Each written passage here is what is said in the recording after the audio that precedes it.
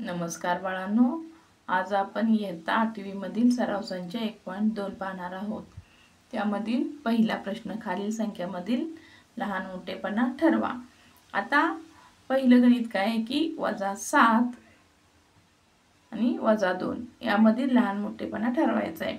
लहान संख्या कोणती आणि मोठी संख्या कोणती.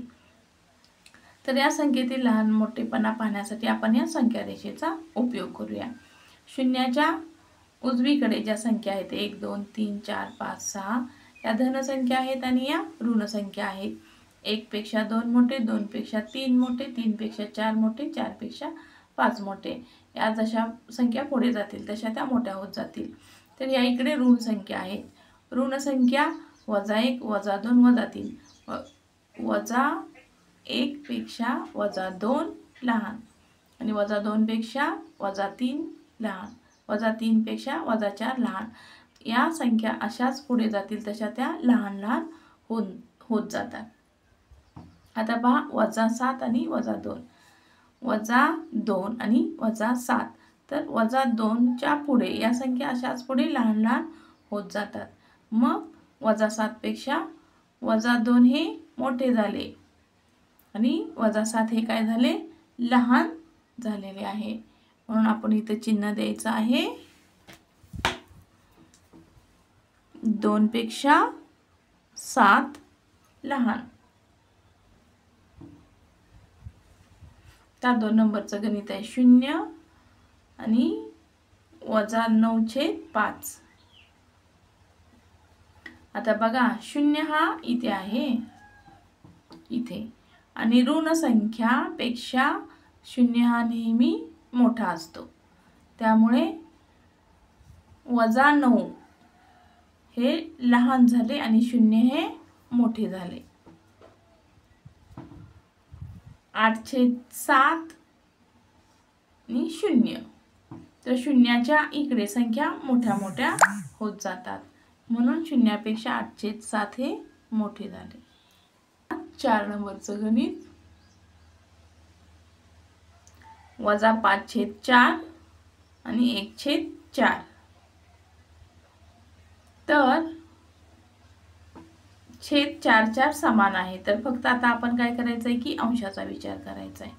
तर अंशामध्ये ऋण आणि धन, ऋण संख्येपेक्षा धन संख्या ही नेहमी मोठी असते. म्हणून चिन्ह येईल 5 पेक्षा 1 मोठे. आता 5 नंबरचं गणित पहा. 40/29 आणि 141/29. छेद समान आहे म्हटल्यानंतर फक्त अंशाचा विचार करायचा. अंश 40 आणि इकडे आहे 141. तर 40 पेक्षा 141 हे मोठे. म्हणून चिन्ह येईल 40 पेक्षा 141 मोठे. पहा 7 नंबरचं गणित 15/12 7/16. तर या ठिकाणी छेद समान नाही आहे, तर आपल्याला अगोदर छेद समान करून घ्यावा लागेल.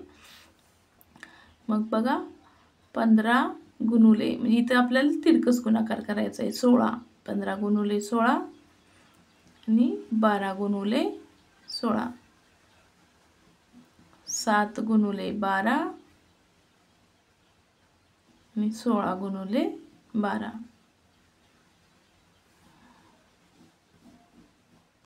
मग 15 गुणुले 16 गुणाकार आलेला आहे 240. 7 गुणुले 12 गुणाकार आलेला आहे 84. 12 गुणुले 16 192 आणि इथं पण ते 192. म्हणजे आता छेद समान झालेला आहे. छेद समान झाल्यानंतर अंशाचा विचार करायचा.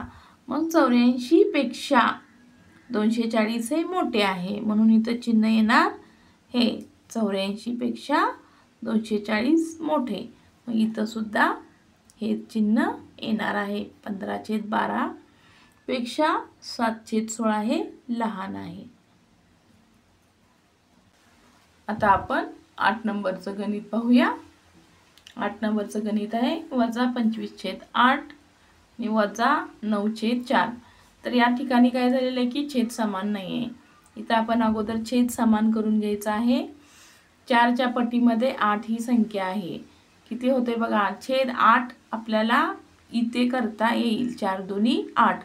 मग फक्त आपण 9/4 वजा 9/4चाच छेद 8 करायचा आहे. आणि इथे 8 आहे, एकाचा आपल्याला छेद करता येतोय.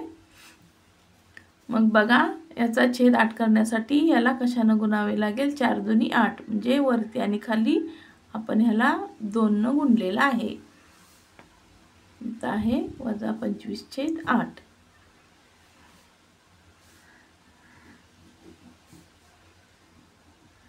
वजा 25/8. 9 दुनी 18 वजा 18 आलं. इथं 4 दुनी 8. छेद समान झालेला आहे. मग आता अंश पहा, वजा 18 आणि वजा 25. वजा 18 हे मोठं होते आणि वजा 25 हे लहान होते, त्यामुळे चिन्ह येईल हे इथे सुद्धा. आणि इथं हे चिन्ह आपण इथं घालायचं आहे. वजा 25/8 पेक्षा वजा 9/4 हे मोठे आहे.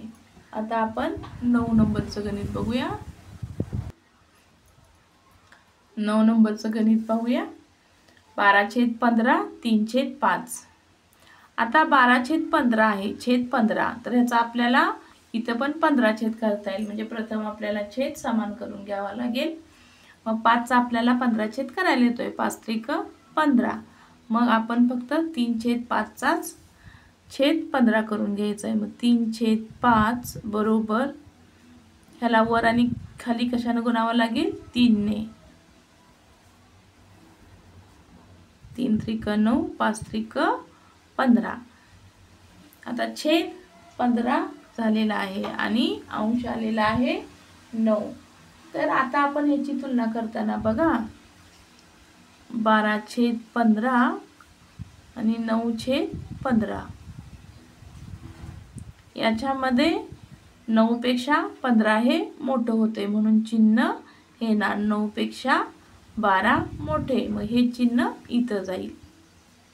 12/15 पेक्षा 3/5 हे लहान आहे. 10 नंबरचं गणित आता आपण पाहूया. वजा 7/11 वजा 3/4. तर या ठिकाणी छेद समान नाही आहे. या आपण अगोदर काय करायचं आहे की छेद समान करून घेऊया. मग बघा, याचं काय करावं लागेल की आपल्याला या 4ने याला वर आणि खाली गुणायचं आहे आणि 11ने याला वर आणि खाली गुणायचं आहे. प्रथमतः आपण 7/11 घेऊया. वजा 7 गुणुले 4, 11 गुणुले 4 बरोबर 7 चोक 28, 11 चोक 44.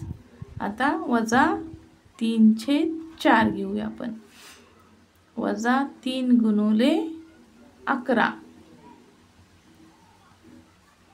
आणि 4 गुणुले 11 बरोबर 11 त्रिक 33 वजा 33 छेद 11 चोक 44. आता काय येईल पहा, वजा 28/44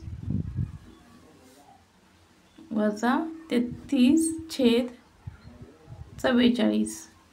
तर या दोघांमध्ये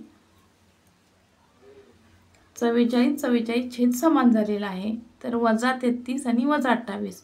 वजा 28 पेक्षा वजा 33 हे लहान आहे, म्हणून चिन्ह येईल हे. वजा 28 पेक्षा 33 हे वजा 33 हे लहान.